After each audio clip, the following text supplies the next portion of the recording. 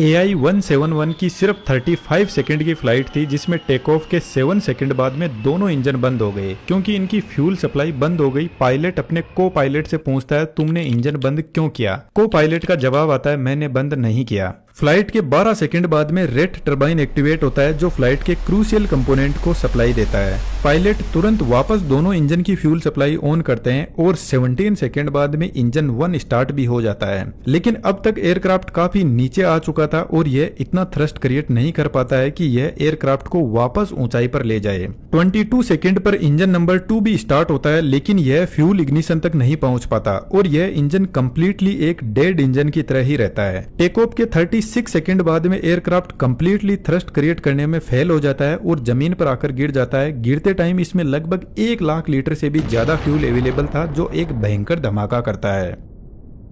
लेकिन सबसे इंपॉर्टेंट बात, क्या एयरक्राफ्ट का फ्यूल बंद करना इतना आसान है? और यदि पायलट क्लियरली मना कर रहे हैं तो टेक्निकल फॉल्ट कहां पर हो सकता है? जहां से पूरे एयरक्राफ्ट को पायलट ऑपरेट करते हैं, इसको कॉकपिट बोलते हैं। इसके दोनों साइड में पायलट बैठते हैं और बीच में पेडेस्टल होता है, जहां से पूरी फ्लाइट का कंट्रोल होता है और यहां से दोनों ही पायलट के लिए आसान होता है फ्लाइट को कंट्रोल करना। यह जो आप लीवर देख रहे हो, इसको थ्रस्ट लीवर बोलते हैं। जैसे जैसे इसको ऊपर करते हैं, वैसे वैसे इंजन अपनी पावर को बढ़ाते हैं, यानी थ्रस्ट क्रिएट करते हैं। तो टेक ऑफ के टाइम इंजन 90 to 100% थ्रस्ट पर होते हैं, जिसका मतलब है इंजन अपनी पूरी पावर के साथ में ऑपरेट कर रहे हैं। और इन थ्रस्ट लीवर के जस्ट पीछे होता है इंजन का फ्यूल स्विच। बोइंग 787 में टोटल 2 इंजन है, तो 2 इंजन के लिए अलग अलग फ्यूल स्विच यहाँ पर अवेलेबल है। अब जो थ्रस्ट लीवर होता है वह कार के एक्सीलरेटर की तरह होता है। इसको जरूरत पड़ने पर बार बार कम ज्यादा किया जा सकता है और इसके जस्ट पीछे फ्यूल स्विच होते हैं। तो हो सकता है कि यह भी थ्रस्ट लीवर को यूज करते टाइम ऑफ हो जाए। जनरली जो इतने इंपोर्टेंट स्विचेस होते हैं, इनको एक्स्ट्रा सिक्योरिटी प्रोवाइड की जाती है। इन स्विच को ऑफ करना इतना आसान नहीं है, थोड़ा इसमें एडिशनल एफर्ट भी डालना पड़ता है।